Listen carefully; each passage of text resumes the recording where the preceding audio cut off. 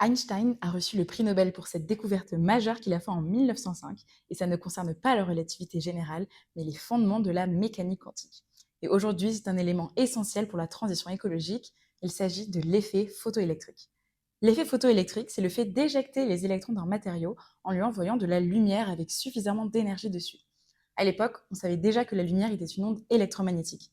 Et intuitivement, on pensait que l'énergie de la lumière venait de son intensité. Donc, si j'envoie une lumière de plus en plus intense, de plus en plus brillante sur un matériau, je lui apporte de plus en plus d'énergie.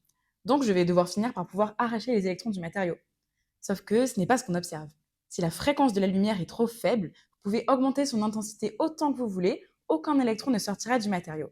A l'inverse, au-delà d'une certaine fréquence, les électrons sont éjectés immédiatement. Et Einstein propose alors une idée extrêmement radicale. La lumière échange son énergie non pas en fonction de son intensité, mais en fonction de sa fréquence par petits paquets quantifiés. Chaque paquet possède une énergie E égale h nu, où nu est la fréquence de la lumière et h la fameuse constante de Planck. Ces paquets de lumière, on les appellera ensuite des photons.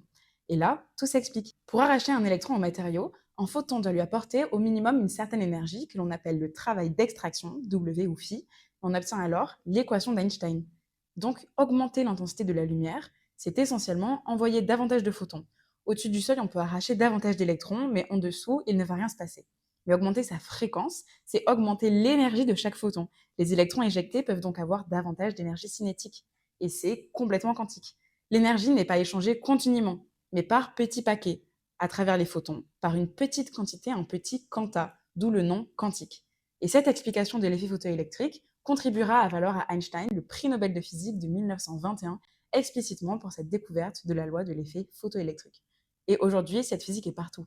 Photodétecteurs, capteurs de lumière, et elle est intimement liée à la physique qui permet aux cellules photovoltaïques de transformer la lumière du soleil en électricité, et dont on a terriblement besoin aujourd'hui pour les énergies renouvelables. Moi, c'est Magali, je fais une thèse sur les matériaux quantiques, et si tu veux en savoir plus, alors abonne-toi.